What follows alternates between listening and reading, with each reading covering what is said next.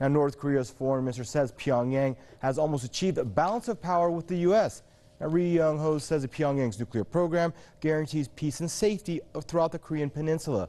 He also added the country's nuclear program will never be a matter of discussion as the U.S. plans to crush his country.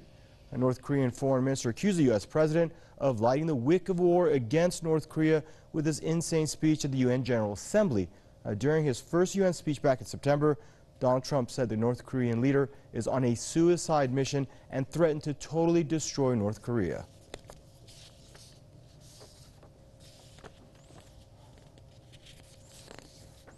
And joining us out of New York is Mr. George Zamieli, Senior Research Fellow at the Global Policy Institution of London Metropolitan University. Hello, Professor, and thank you for joining us. Your thoughts on this, please.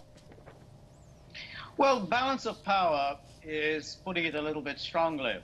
The balance of terror is undoubtedly there. What North Korea has learned from the age of deterrence, which prevailed throughout the Cold War, is that once you have the nuclear weapons, no one messes with you. Even if you don't have anything like as many nuclear weapons as anybody else, the very fact that you have them, that you have that ultimate weapon of destruction, ensures that nobody messes with you.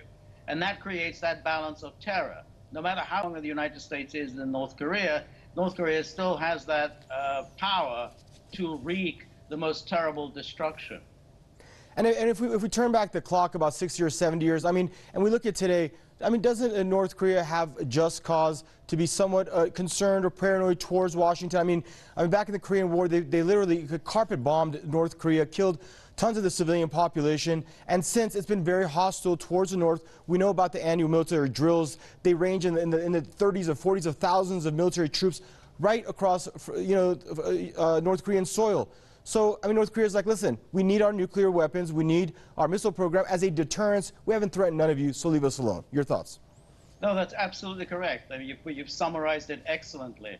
That's exactly what they're thinking in Pyongyang, and they have good reason to do so. And they've seen what has happened to countries that have given up their nuclear programs or never had them. They were very swiftly invaded, bombed, destroyed. This is what happened in the case of Gaddafi's Libya. It's what happened in the case of Saddam Hussein's Iraq. With Yugoslavia did not have a nuclear weapons program. It was attacked, bombed, destroyed. And North Korea has every reason to think that if it were to give up its nuclear weapons program, it would be attacked and invaded by the United States the very next day. And it's quite likely that tomorrow President Trump will decertify the nuclear agreement with Iran.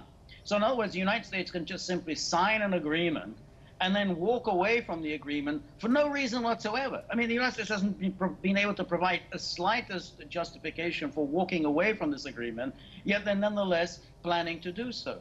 So why should the North Koreans believe anything that Washington tells them?